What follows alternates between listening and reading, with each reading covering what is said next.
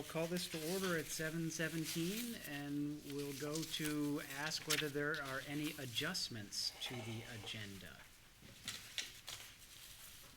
Hearing none. Turn to audience and communications. Hearing none. We will go right to our technology integration presentation. Do we need the slides for each test?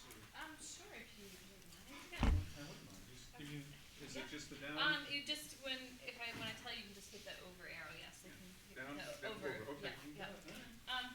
So hello, if you don't know me, I'm Jessica Wilson. Hi, I'm Jessica. your technology integrationist, and so I'm just gonna kind of give you an overview and showcase what we're doing at school. So you can go ahead. Yep, should go. There you go. I made a Prezi, if you've never seen a Prezi before, trying to step out of the PowerPoint presentation. So the idea here is how do we help our students become these great digital learners, really embrace this idea. You can go ahead. Whenever I work with adults and children, I always keep the 21st century skills. It's kind of my overlying basis for everything. So whenever we're working together, it's just something I always keep in the back of my mind. And I know it's thrown around a lot, but it's really, especially for all things, I just think it's imperative for education. So important, the next three slides are just kind of things, again, that I think that, it's all about driving their own learning, making them be responsible for their own education. And how to really embrace the digital world, be effective, be safe. Go ahead. And then, of course, to be producers, not just consumers. And I find a lot of times, not a lot of times, but that's a big one. We really want them to get out there and doing their own things and not just using technology and the internet as a one-way thing that they're really creating. So let's take a look at some of the technology, kind of give you an overview if you're not quite sure what we have at school now. So we have one-to-one Chromebooks, 5, 7, and 8. This year is very exciting. We still have the iPads in the 6th grade. We have 2 laptop carts that are in the 3rd and the 4th grade. We also have 1 laptop cart in the library. We have iPads K8. Currently I'm working on getting the 1.4s instead of 5 iPads, just a matter of getting them imaged and up and running. And then 5.8 will have a set of iPads. So what we did is we took the iPads, initially when we were starting to do the 1-to-1, 6 through 8, we left the 6th graders with their iPads, and then we took the rest of those and we divided them up around the school. Of course, we have the tech lab, and then we have smart boards and lots of other digital devices. So this is kind of an overview of what I do at school. I remind you, I'm only 50%. My main job is really professional development for students, for staff and faculty. Of course, I teach lots of classes. We have monthly, one of the new things that I'm doing this year, which is pretty exciting, is I have weekly meetings with grades 2 through 4. They've actually set time, I meet during their lunchtime, and I work with them on their personal learning and what they're doing with their classes. And it has been made a huge difference just to have that time with them.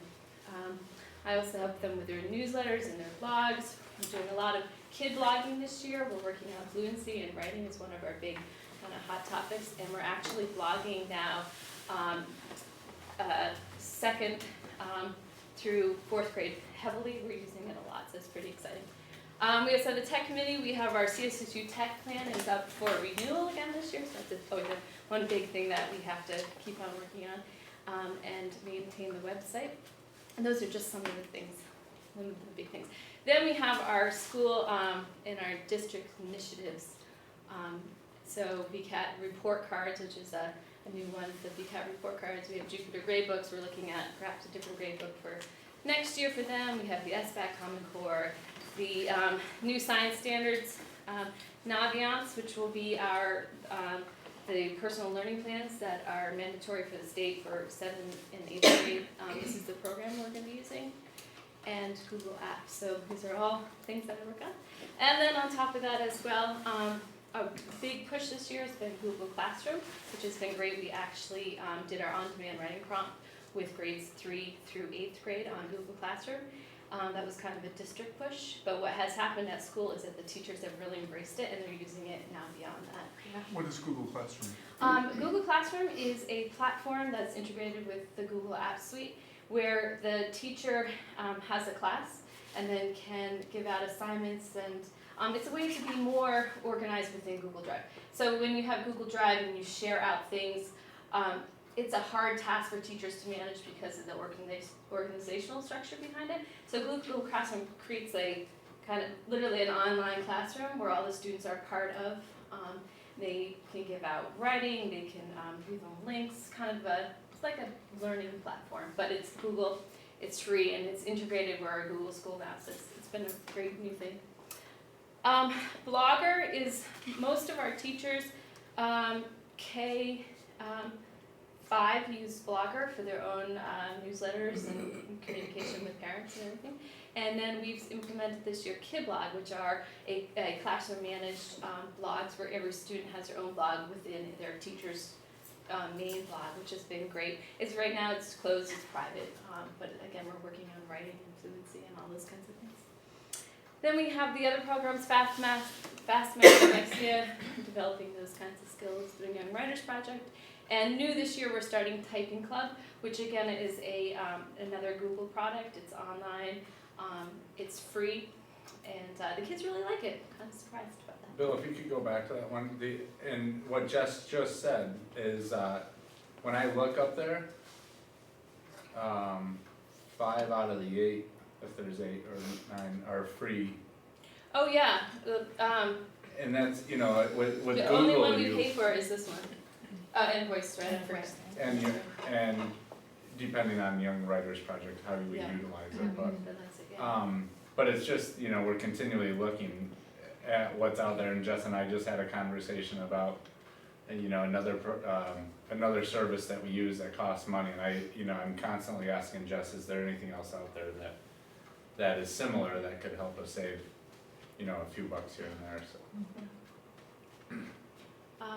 And then on top of that, because we're doing iPads 1-to-1 and Chromebooks, I'm continuously looking for educational apps for both of those platforms.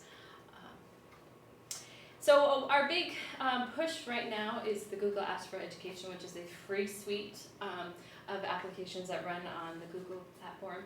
And it's been great, I have to say, this year. We have moved away from writing on Word, which is very, you have to be on the school network unless you email at home. You can't collaborate. It's all online, it's all free. So that's been a great big change for us this year, especially with the younger kids. The teachers have really embraced it, so that's kind of exciting. This is just an example if you've never used a Google Doc before, but the teacher can comment within the writing.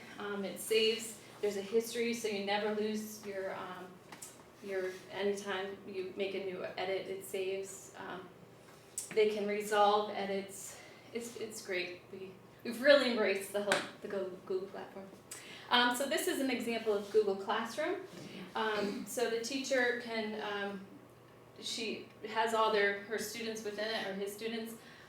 They get a little prompt or whatever they'd like to write about, and the organizational structure is really nice and beneficial behind it for students and for teachers. They can come into here and have all their assignments. They can go into Google Drive if they like. The teacher as well, it automatically organizes it within their Google Drive, which has been a big helpful thing.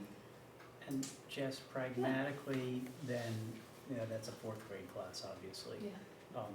If I remember from one of the earlier slides, what was the equipment available to the 3rd and 4th graders? I mean, you don't have a 1-to-1, so Right. how do they share that when Yeah. they're writing? Right now we have 2 laptop carts, and then we have the lab. So Okay. yeah, that's where we're, and that's And their allocated time, you go use it now? yeah, we're working on it. I'll admit though, our equipment is old for the 3rd and 4th grade, so we're finding issues that the battery life isn't lasting. That's 6 classrooms with 2 carts. It's not a lot of time. So we're looking at kind of alternatives. Ideally, it would be great to do, 1-to-1 or have a couple more Chromebooks. The Chromebooks have been great this year. They have, they're easy on. They run on the Chrome OS operating system. you log in, you have all your work there. It's been a really great. They're feasible, they're light, they're relatively cheap compared to a desktop. And they're durable. They're durable. Unfortunately, I've seen a couple like take 4-foot falls and still be okay. Jeez. And you know, once you can have multiple users on one Chromebook, so you just log in and all your stuff is there. You never lose anything. It's been a great new thing for us. So I put together a little video because nothing like having the kids talk to you about what they're doing. When we launch it? Yeah. I like technology because it gives us our own individual experiences and it lets us work at our own pace.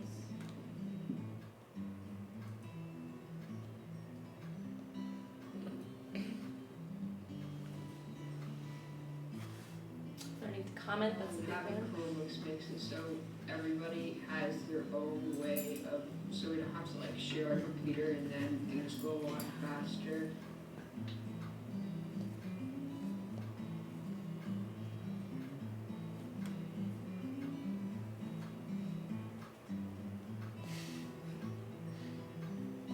I feel like having a Chromebook is easier because then you don't have a lot of like papers in your binders.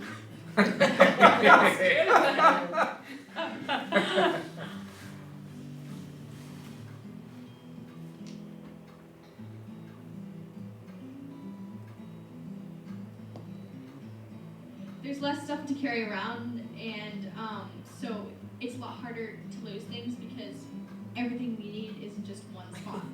The dog can't eat it. Who needs a locker?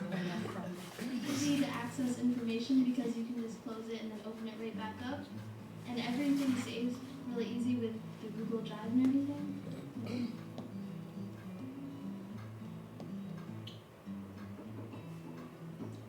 So describe that, right? Describe what you're going to show. That's going to be your evidence.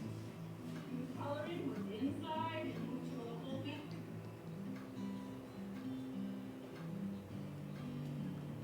Sometimes in Spanish we get to do an iMovie and we can record our voices and change it a little bit. What do you like about using technology? How does it help you?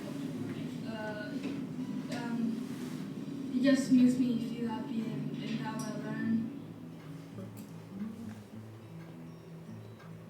I think that yes, handwriting is nice, but it is a lot easier on here, especially for people like me who write sloppily. It's way easier to send to people.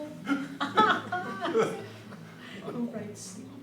It's less likely for us to lose what we have as work-wise, and for me, it's easier for me to concentrate because I have a hard time writing.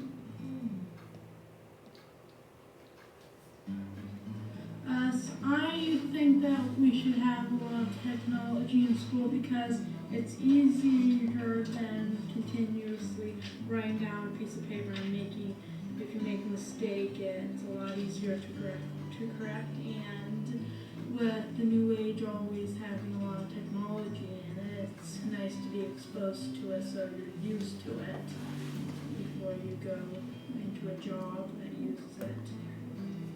I also wanted to say something. Yeah, I didn't prompt him on that. Very well said. You didn't have a cue card up, Jess? Nothing. None of these. Yeah.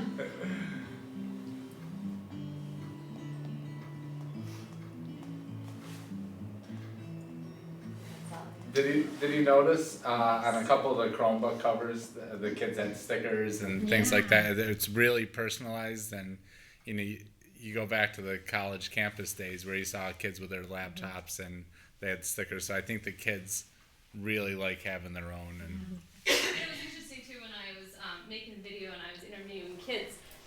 When I have interviewed kids in the past a couple of years ago, their thoughts were a lot different because the technology is just part of their whole life and everything now. So it was hard for them to, when I said, how does this, change your learning and what do you like about it? It's just like, well, it just is. It's just part of everything that I do.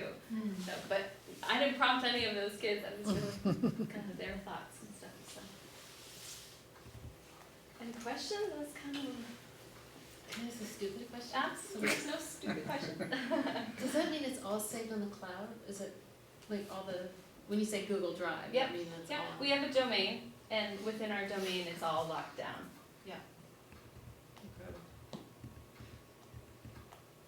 And just to add on to what Jess was saying about the third and fourth grade, there's two things I want to mention. One is that SBAC came on after we had already kind of thought about this one-to-one plan. So I'm psyched that we stayed a little bit ahead of the curve.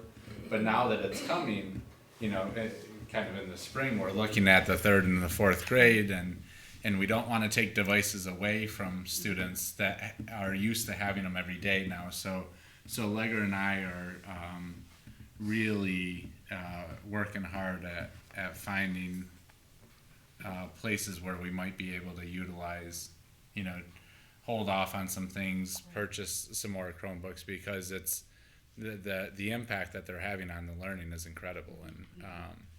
You don't want the fact that they don't have a battery in the laptop to stop the learning from happening in the classroom at 11 o'clock on Tuesday morning. Do you know what I mean? When you have that's your plan, and then you go and it's not working, that's frustrating for everybody.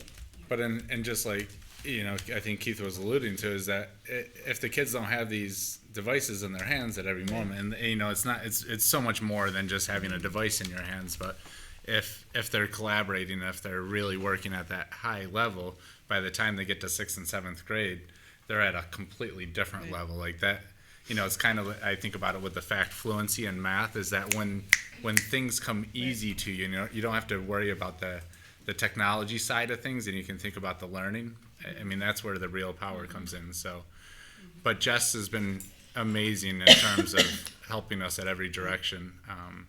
Just, you know, you mentioned you had a few things up there that you do, and I just say, you know, that was just a few of the many things that Jess does at our school. She was helping Pi put together a way that we can have a student directory. And we didn't want to use the stuff we have at MMS because that's confidential information, and can we make it work? And just, you know, within 5 seconds say, well, let's just do it this way, and now she's working with a parent, and we're going to have a student directory. And it was really because Jess problem solved it and figured out a way we can make the technology that we have work. So without, you know, in a way that really supported our system and supported what Pi wanted to have done. So it was great. And spoiler alert, Jess and Karen are looking at a new newsletter format. Gosh, wait to see it. It's going to be great. Much better. Yes, it would be much better. Speaking of the newsletter, since Jess is here, Yes. I've been asking, can we get a link to the Viking on the Front Porch Forum? Probably. Can you do that for us? Yeah.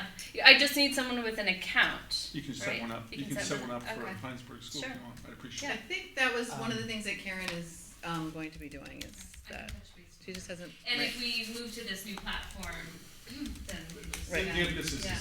the Front Porch Forum, people who don't have kids in school. Sure. Read Right. it, Yeah. and they can get access to the Yeah, Viking. great It should be idea. great. Yeah. Yeah. I'll make a comment. My daughters, when we were 6th grade, had to do this writing assignment, and Julia twins did 10-page paper, which for 6th grade was amazing to me. Okay. All her friends, part of the process was your friends could collaborate and help edit, and so on and so forth. And I saw it happening right at home. Her friends would send me comments, and listen to how editing is so different than when we were in school. I know. Ellie went off the rails, did like 35 pages, and was going at the last minute, and she's like, "Oh my God, Dad, I lost my paper!" And it was on the Google Drive, so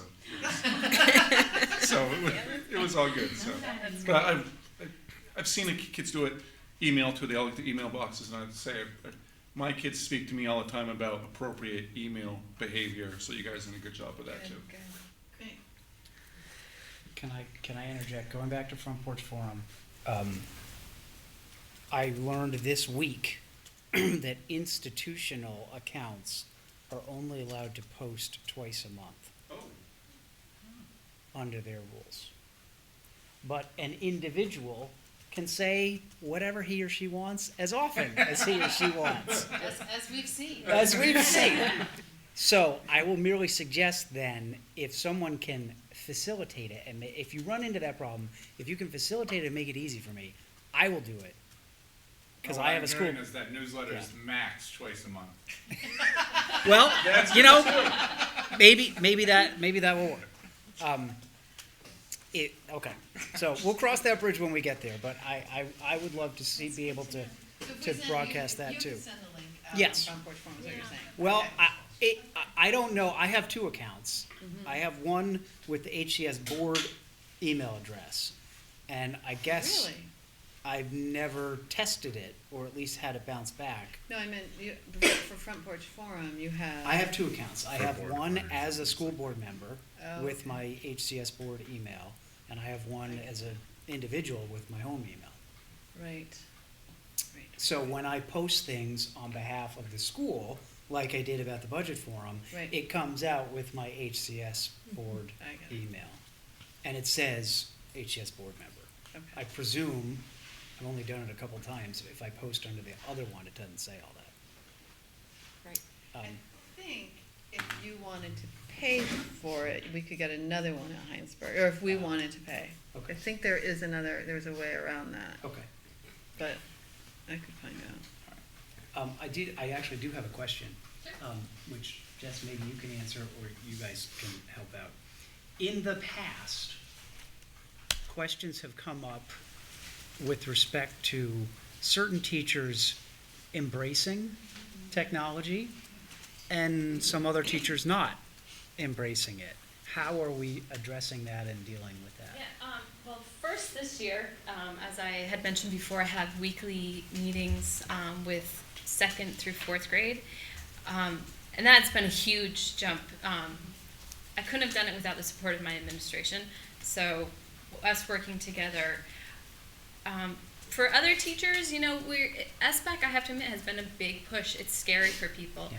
And we have been pretty diligent about what's the expectations are going to be for the student learning part of it. What are they going to need to know for the technology? What are they going to need to know for the instructional piece on it? And so if people have gotten on board. Unfortunately, it takes something like that to get them on board. But what I found, though, is that they're embracing it not just for the SBAC, but they're finding the value in it. And the kids are excited.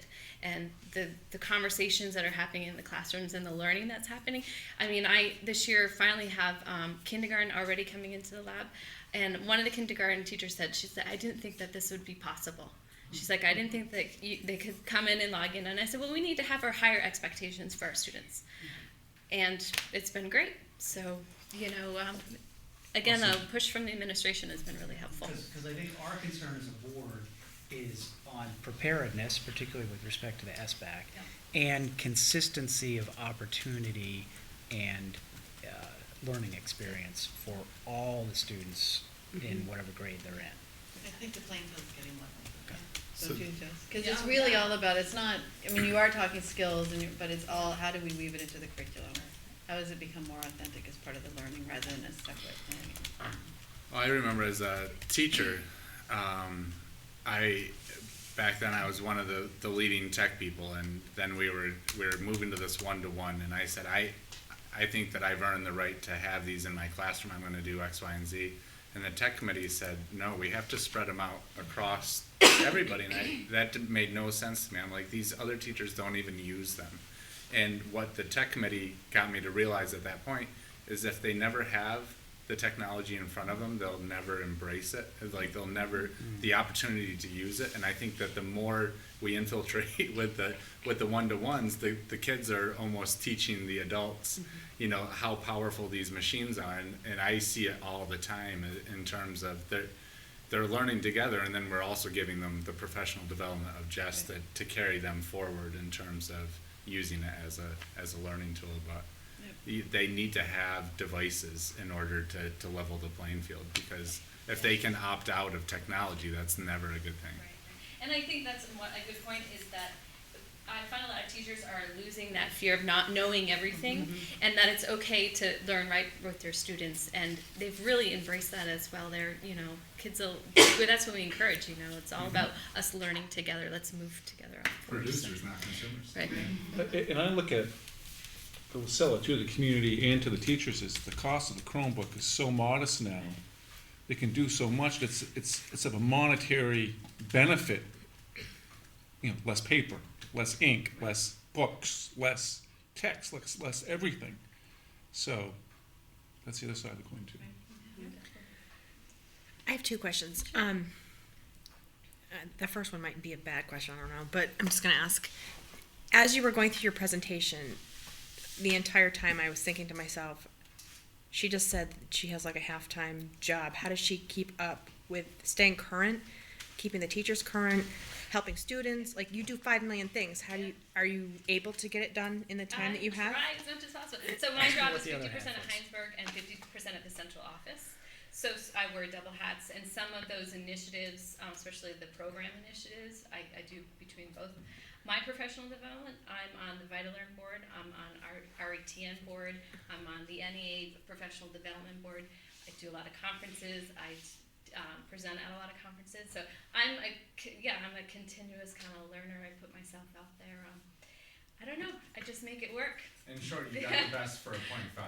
Right. But does the school need more than a 0.5? I guess is my question. I can do We'll probably more. discuss that during the budget. You know, on their Tuesday, Wednesday, half-day Fridays. So all that work with my meetings and teachers and everything are really limited to the 2.5 days. I'm an advocate for myself, so I think, it could be a lot more if it was a full-time. Right. And I guess my second question is, some of the downside to everything we just saw was sort of like kids can't handwrite. Are there other downsides to like too much technology in the classroom? Are there things that we're not teaching our kids because there's so much technology? Well, I mean, I know that kids do a lot of writing, handwriting. I think we're offering both. For our on-demand, we did Google Classroom, but we gave them the option if they wanted to write it or if they wanted to write it on Google Drive. And most of them, I think I had like maybe 6 kids out of the 3rd and 4th graders that chose to write it. Yeah. So I'm not really worried about that. I mean, a lot of teachers still work on handwriting. Right. Okay. The downside, I haven't really found it. Like, I guess I try to always stay in the positive with Right. everything. So, you know, we're not always on the machines. We definitely do a lot of other projects, a lot of hands-on learning. You know, they still read books. So, I mean, there's a lot of... the downside would really be the technology that doesn't work when the teachers want it to work. Right. It's my biggest. As a parent of a 7-year-old, the downside that I see is potential attention. And then anytime that I go there, that things are so, fast and instantaneous, everything that they want at the moment. And if they don't get it, persevering and things like that through things. But that goes to the education around. Number one, kids are different learners now than we were as 6 and 7-year-olds and 10 and 11-year-olds. But the second piece is understanding who they are as learners and then teaching them the strategies in which to make them the most effective with the devices. Because I mean, this is the world we're living in. I saw the middle school student, with her laptop and her headphones in, and at home I'm sure she has her phone right next to her.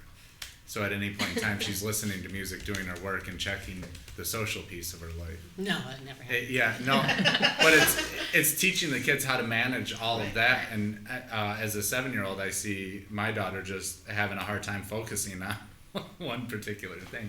So that's the worry that I have, but at the same point in time, I'm not afraid of it because we have to teach the kids that this is the world that they're getting into. So, Well, teach them the skills Yeah. now That's it. with the adults in the room. So, can I ask a question? Yeah. So, I'm interested in the equipment piece. Is the lab still useful? That's kind of a broader question, Yep. but related to that is what is our current thinking from the tech committee, from you, whatever, related to bring your own device and or cell phones, but they're not phones to kids, they're mini computers. So where are we with all of that? Well, for the lab, Jeff and I go back and forth on this one. There are lots of I still find value in the lab of whole class instruction, especially with the younger students, just to get them up and running. But again, we haven't had devices for them as a one-to-one.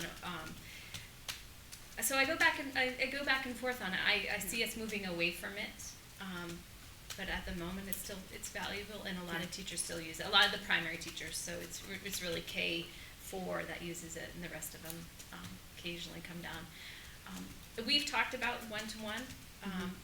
It's been open, we've never said no. We've had a couple students here and there that bring in iPads and things like that. I think we just wanna make sure that it's equitable. That's really would be our. So if students are bringing their own or have the opportunity to bring their own, it's blending in with the rest. Yeah, of the. yeah. There isn't much of a need, I mean, 5 through 8, so I mean, it would have to be a 4th grader that wanted it, because otherwise, everybody from 10 years old up has a one-to-one that goes with them everywhere in school. So we've kind of gotten away with it because of that we have access for all in those grades. And, you know, it provides, the equity piece is always the piece that we think of, but then the damage and the lost and stolen, and so as Bill mentioned, for the price of a Chromebook, it's almost worth it to invest in providing that for everybody, and you know, teachers and tech integrationists and our tech support. Sometimes when a personal device breaks, we have to try to figure out whose responsibility it is. When it's a different platform, you know, there's a lot of factors that we found that it's better just to have something provide for everybody. Yeah. Okay. And phones? Yeah, we allow phones at school, middle school. It's kind of goes back and forth. Yeah, again, it's It's use, it's how you use it. It's how you Right. use it, yeah. And it's, you know, it's the teachers are all fantastic in terms of embracing technology, but teaching appropriate use. And it's, you know, so we're definitely getting there. And the iPads, I think we should mention, you know, I think our 3-year plan 3 years ago was to have an iPad in 6th through 8th grade at this point in time, and now only 6th grade does, and we moved to the Chromebook. One is we got a little bit scared when SBAC, there was a point in time where they weren't sure if iPad was going to work for SBAC, so we're like, and you know, when it was 50-50, the 7th grade used them last year, and wanted to try the Chromebook for a couple different reasons. So Jess proactively went out and got the teachers some Chromebooks just so that they could try them and see them, and then they're about half as expensive. So that's when we went with the Chromebook phase. But the 6th grade, the teachers have really embraced the iPads. They do incredible stuff with the iPads. It is now SBAC compatible. So so we've stuck with, you know, where the teachers are comfortable with it. The kids have now 2 platforms that they're learning from, which is also really powerful. And so at this point in time, we're not afraid of it at all, and you know, it works. So, and I know well, I didn't want to put you on the spot with your kids, but they didn't move. They didn't move from Chromebooks to iPads. They only they're coming in with iPads. But the current 7th graders had iPads last year, Chromebooks this year, and I haven't seen any. No. Very cool. Anything else? Thanks a lot. Thank Thank you. you. Thanks, Jess. Thank you so much. It's fun. I like my job. We can tell. You get to play. I would just say that for community members who are not as familiar with different devices, it would be nice to have a picture of a Chromebook. Like, what is a picture? I mean, it's really a laptop. Right. So, because it'll probably come up during the town or annual meeting, I would think, when we're talking about. It could. It did in a neighboring town. So, like in the Viking, kind In of the put Viking, I can yeah. put a little what's a Chromebook and Yeah. here Oh, it that's a is, good and how we're idea. using That's a it. good Sure. idea. Okay. Yeah. That's doable. Okay. Great. Well, thank you. Thank you. All right, reports to the board. First one, principal's report. Well, if you have any questions about it, we had a great UA curriculum night. Many of you were there. Thanks for coming. And the teachers are very excited and are already starting to plan about next year. So happy about that. Aladdin is coming. Hope you're able to come and see that this weekend, Friday, Saturday night, afternoon, and Saturday night. District Music Festival, you can read about that. Spelling Bee, we did a mock election. which was great, thanks to Barb Spalding. Family math night for our 3 to 5 year olds and their families we did it a Friday night, and on Monday we didn't have a lot of kids that were coming, but by Friday it was packed. It was just great. It was a lot of things going on and people doing all sorts of math things all over the place, so it was fun. And just an FYI, we have done a few bus route changes, just so we are no longer going down private roads. It's a thing that other schools already don't do private roads at all, just for liability reasons and lots of other reasons. So we decided we had a bus change anyway because of a couple of retirements, and we talked with Ken and he worked with us, so we no longer are doing private roads, and so we did a few bus changes with that. Any pushback? A little bit, but I think people really understand the liability, and we can't guarantee the quality of the roads. It doesn't have the same standard, or we don't know what the standard would be, or the timing of when it's going to be clear, or anything. So, it's actually, I think we reduced the number. We also took it as an opportunity to reduce numbers on one bus and increase numbers on another, so it kind of leveled out the numbers. So it was actually, that worked out better for all sorts of kids. Didn't really change the time of kids that were picked up or dropped off.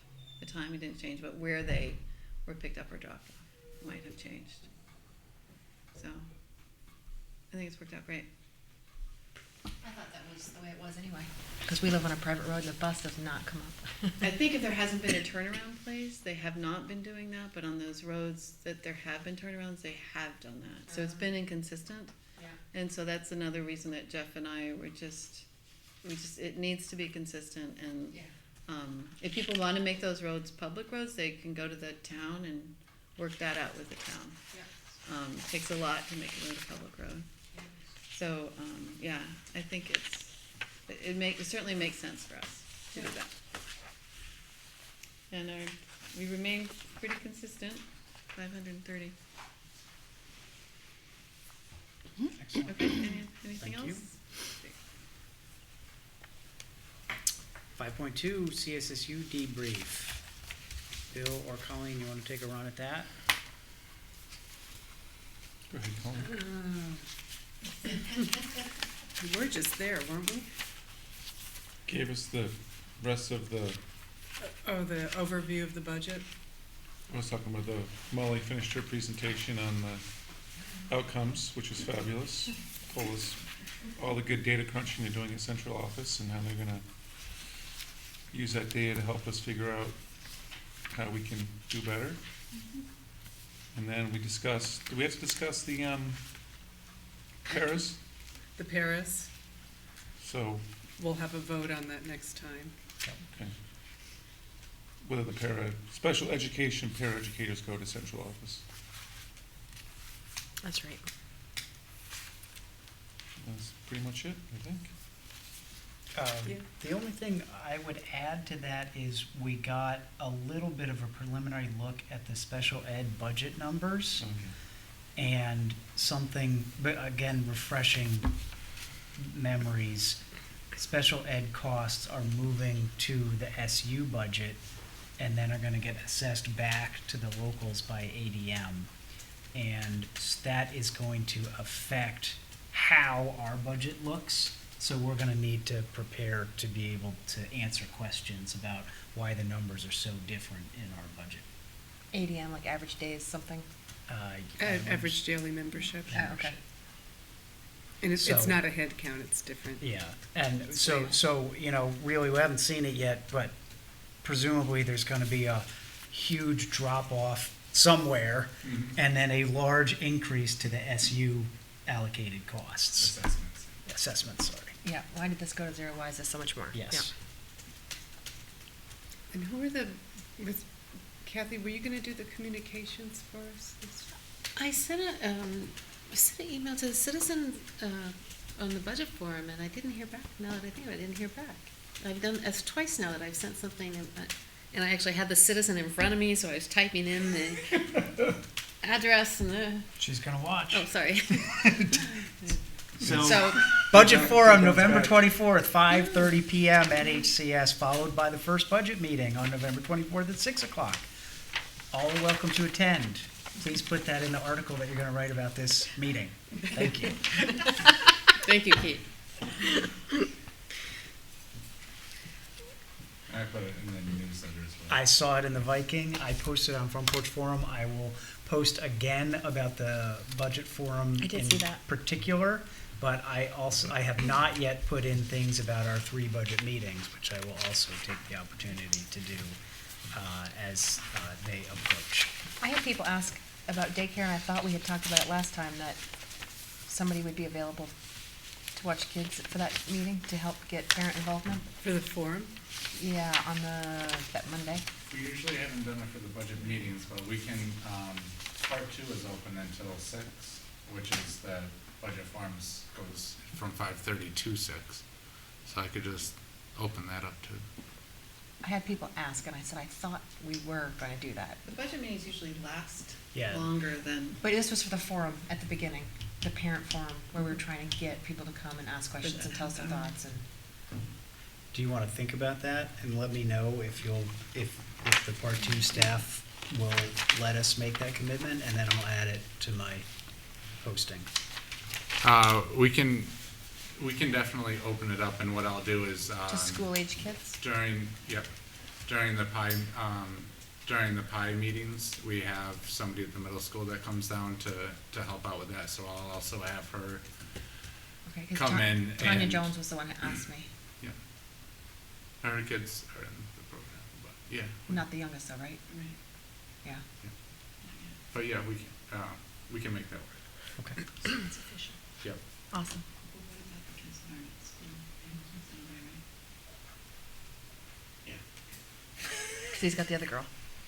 What's that? You have the other girl. I have the other girl, and my staff is, the part 2 staff is coming.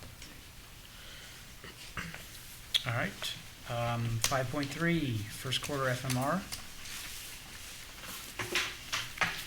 You gonna handle this? Yeah, You're gonna handle this? You guys, yeah, are there any questions? We're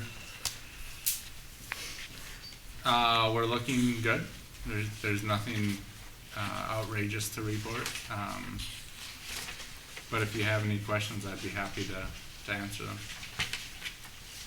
We had our FMR, a financial monthly review with Bob and Mike on Thursday, and so we've gone over it. They're comfortable where things are standing. So are we. And Bob may have mentioned this earlier, maybe it was in here and I just didn't see it, but the significant 221,545, the favorable estimated at this point, is that just related to, salary adjustments or whatever? It's not, we haven't done anything significantly different. We haven't done anything significantly different, and the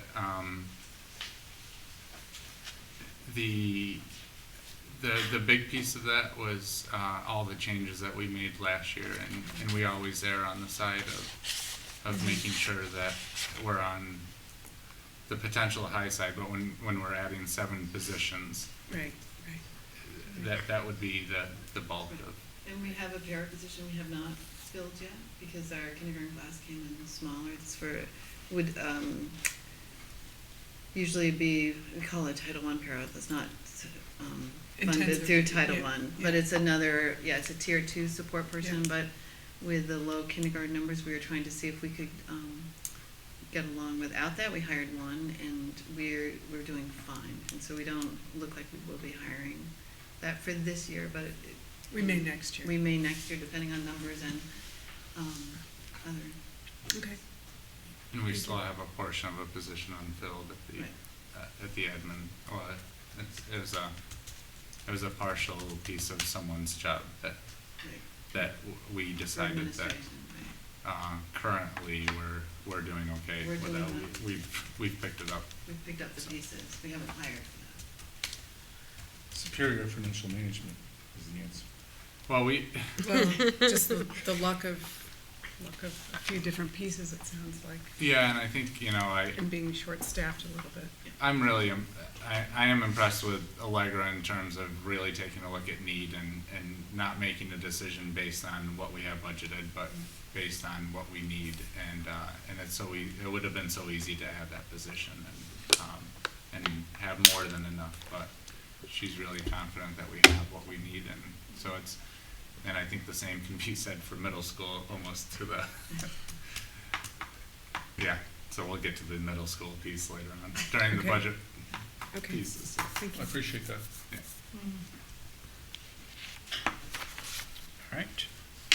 5.4, VSBA debrief. I don't remember necessarily putting this on the agenda.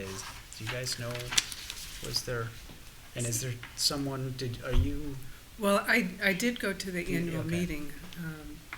It was very good, and I would encourage people to put that on their calendars for next year.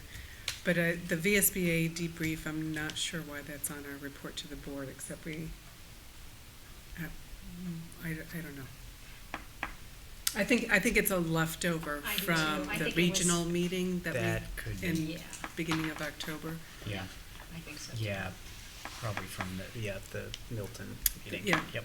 All right, we'll skip right over it then. 5.5, any report on the parent council PI meeting? Stacy, are you our rep? I did go. Excellent. What have you to say? It was a good meeting. They did their fall grants, Yep. and they decided which ones were going to be approved and which ones were not. Not really sure what else. That was basically the point of the meeting.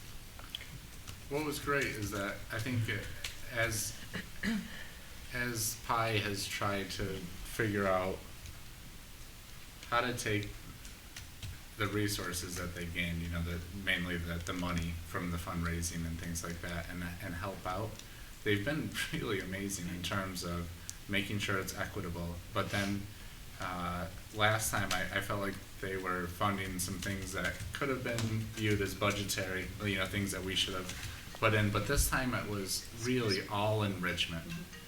What could we add to the programs to make them better at HCS? And that was really cool to see. So That was definitely the focus, yeah. I was definitely really impressed with the teachers thinking outside of the box. What could we use to, there's some really cool ideas and presentations, and they were very thoughtful on their decisions, so. I think there was the one, and I'm not gonna explain it correctly, but the cart that the Oh, it's a makerspace. Makerspace. I was in a science, I'm sorry, I didn't intrude.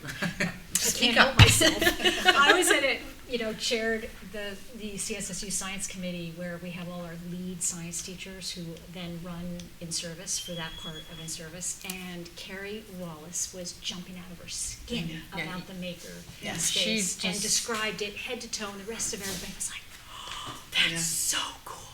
Yeah. What a Very great cool. thing to fund. And to have I see some puzzled looks, so we should describe what the Yeah. makerspace and is. to have a Yeah. teacher and to have a teacher so inspired and motivated and excited to do such a thing. So she wants to have a cart. I'm not gonna explain this well, but it has some sort of Lego system with circuits, and it's science based, and it's a think tank invent type place where kids can go and have a problem and try to come up with a solution to the problem by using the science there. And it'll be on a cart, so it can go from classroom to classroom, and different classrooms can do different projects with it, and she's donating resources from her classroom and things that she has personally, and is trying to ask for extra money to make it all right. So Very exciting. very Yeah. exciting, yeah. Some pretty cool Yeah. ideas. And I think Fantastic. the money that was available to give out as a grant wasn't all given out. I think there were some hard choices made in terms of, well, that's not really what we want to support, so we're going to save that money for the spring, and hopefully there'll be some more better Right. enrichment type ideas coming up in the spring. So Yep. that was good. And there was a lot of celebration, I think, the collaboration between the UA Curriculum Night and the Harvest Dinner. It was a fundraiser for PI too, and it was a Yep. pretty good fundraiser. Yeah. And there was a lot of support I for. wish I got meeting minutes because then I could share all I this know. with you, but I don't get them. I don't know why, but I don't get them either, so. Yeah. Maybe they're not happening, I don't know. I don't No, know. they're just online. Oh, okay. But they really supported the UA teachers. The UA teachers felt so supported. People were always asking, what can you do to help? Do you need anything? And they did a lot to really promote it. And so it was a really nice collaboration and in support of our wonderful arts programs, unified arts programs And at the Hinesburg. other fundraiser, the book that goes home with the kids to sell stuff. Genevieve's. Yeah, that was really good too. Yep. So. And the spaghetti dinner we had with the K2 open Yep. house, that was Yeah. a good one too. So So I think, financially, Kai's in a good spot. yeah. Yeah. And it's really based on things that brings the community together, which is great. Yeah. The spaghetti dinner, the open house, and the harvest dinner with the UA curriculum night. They were great community nights. So it's good. Yeah, one of the other things that came up for a grant was something that they want to tie into the community night. Were you guys there for that piece? The guy that came in. This is policy. Yeah, probably.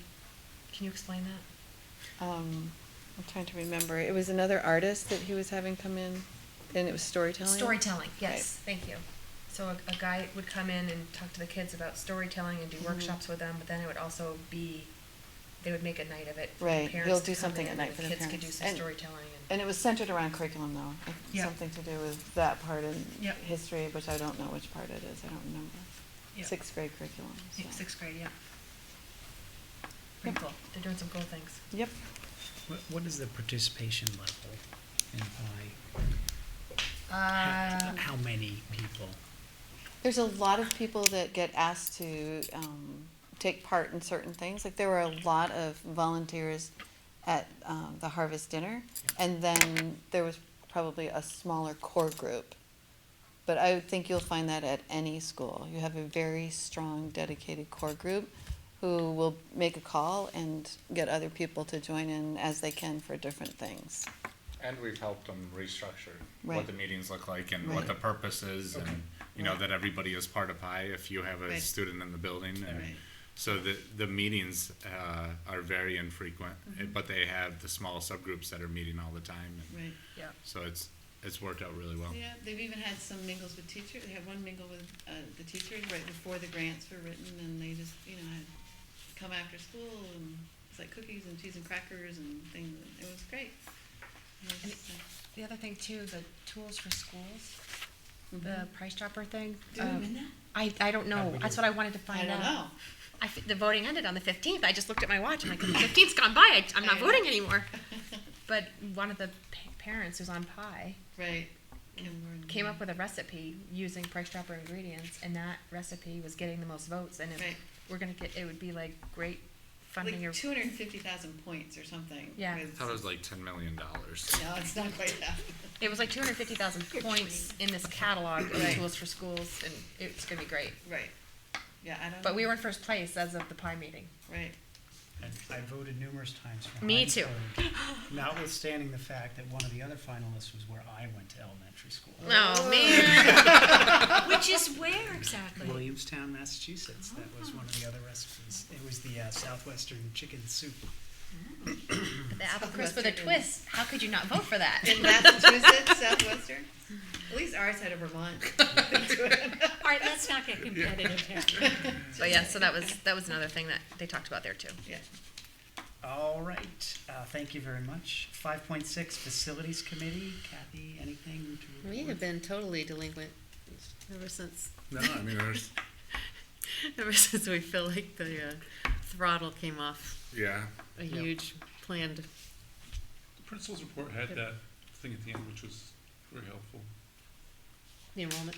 No, Oh, the capital budget. The capital Yeah. budget. Oh, Yeah.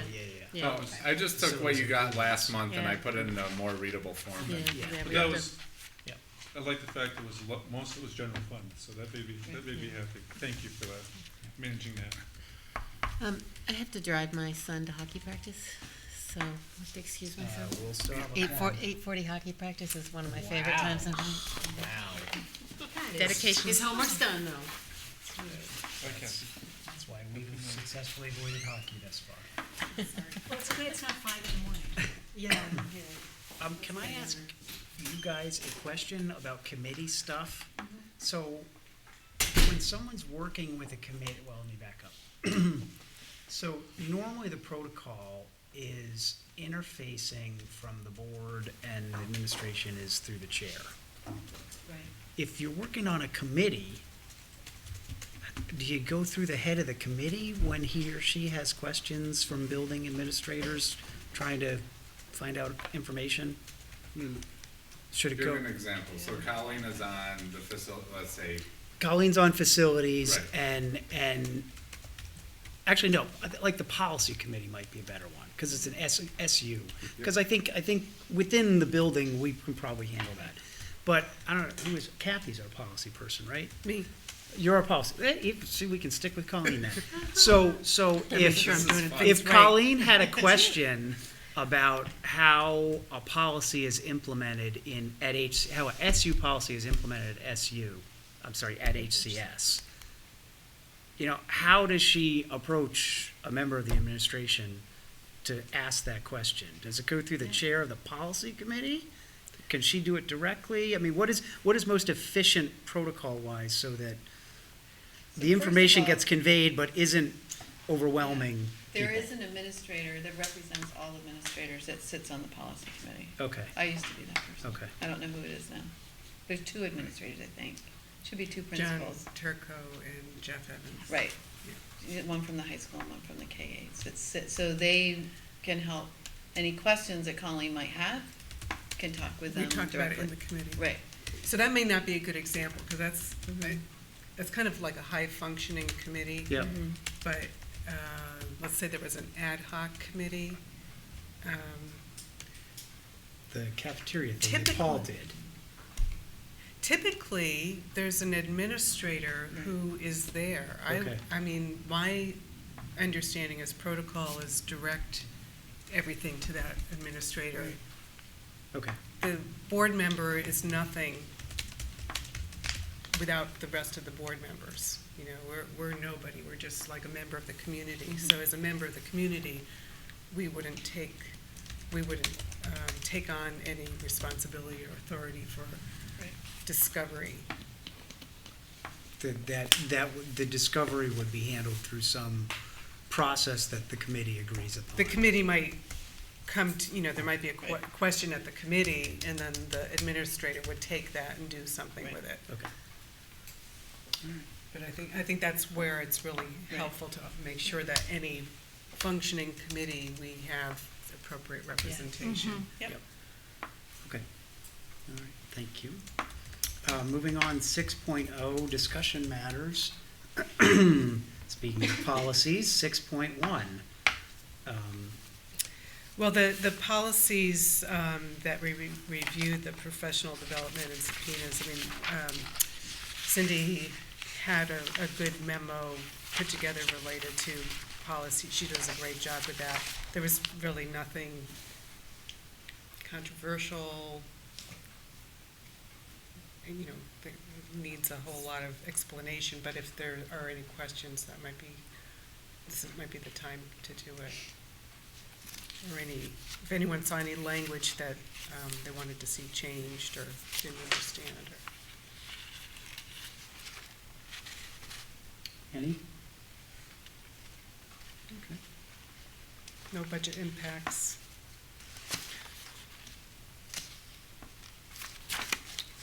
All right. Any need for more discussion? Moving on to 6.2 then, talking about board corners. So we kind of addressed this a little bit with respect to Kathy interfacing with the citizen. And I think, as I mentioned, I will put together something to post on Front Porch Forum continuing about the budget forums and also talking about the budget hearing meetings over the course of November, December, and January. And I don't know that I think at this point, all I would address is scheduling of those meetings and discussions and opportunities to participate. I'm not gonna talk about numbers yet.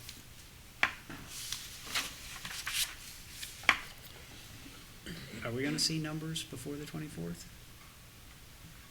Probably before the meeting, we'll get some. Numbers of what? Budget. What have you seen so far? I haven't seen anything. And I think We've seen the it. 24th is the Monday meeting. Yeah, So during the Monday meeting is when you'll see the baseline and okay. the assumptions and That's the unveiling. what's it? That's the unveiling. Yeah. Yeah, unveiling. Fabulous. And speaking of unveiling, we will unveil our budget buddies that night too. We have 3 returners and 2 new ones because one of our board members has recruited a 5th budget buddy who happens to be a former board member and former board chair. Just to keep things Just- fun. Just to keep things fun. Jim Gelber's coming back. Jim Gelber is going to come back and join us as a budget buddy this year. I don't know if you had the pleasure of working with Jim. I No. don't even know who it I is. thought you meant Lamperson, so. That's did what I too. thought. I did too. I thought you meant Lamperson. Paul needs a little more time to we'll think get- first. Little distance. Little distance. Boy, Great. time flies. Yeah. Great. Yeah, okay. All right, moving on then, 7.0 action matter, 7.1 approved purchase services. On page 38 of our packet, apparently is some material on CSSU purchase services. So I would need a motion to approve that. That's that checklist. with Yep, we discussed this at our last meeting to get a sense of the room of whether we were gonna continue to participate, and I think we were all in agreement that we would. So I'd make a motion to approve that we continue to use, participate in the following services: IT, Connected Youth, Food Service, Transportation, ELL, and ELP, Early Learning Partnership Plan or something like Thank you, that. Colleen. Do I have a second? I second the motion. Thank you, Bill. Any further discussion? Hearing none, I think you're ready for the question. All those in favor? Aye. Aye. Any opposed? Motion carries unanimously. Now we look to our, consent agenda, 8.0. Can I have a motion to approve the consent agenda, which includes the minutes from October 21, director's orders, and 4 policies as listed in the agenda? So moved. Thank you, Bill. Do I have a second? I'll second. Thank you, Colleen. All those in favor of approving the consent agenda? Aye. Any opposed? Motion carries. Thank you very much. Now we look at our schedule. 9.0 confirm next meeting dates. Our board has the budget forum on November 24th in room 16 at HCS, followed by the first budget meeting at 6 o'clock. Second budget meeting December 8th at 6 o'clock, also in room 16. Third budget meeting January 14th at 6 p.m. in room 16 at HCS. We also have several CSSU budget meetings listed in our agenda. With that, So, just logistics for Yes. the budget forum.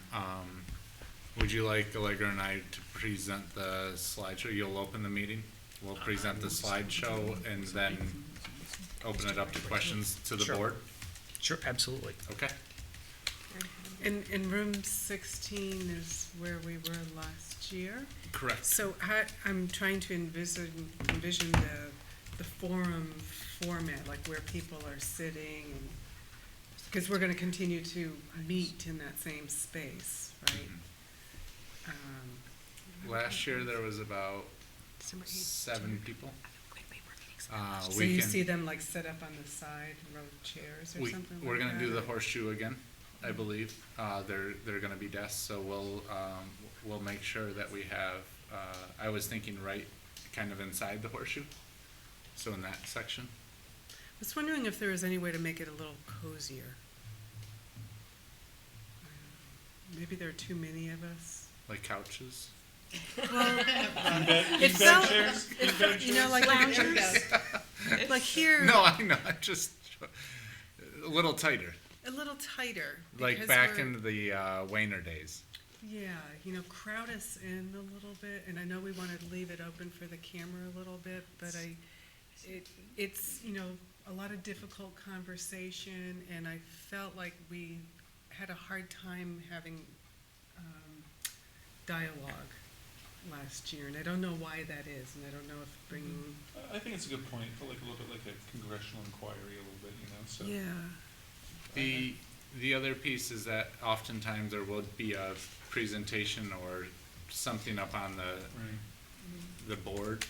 And I don't mind turning around and looking, but, if there's any way to bring it tighter together and maybe the food away, behind us or something, but so that it's not a major, I don't know.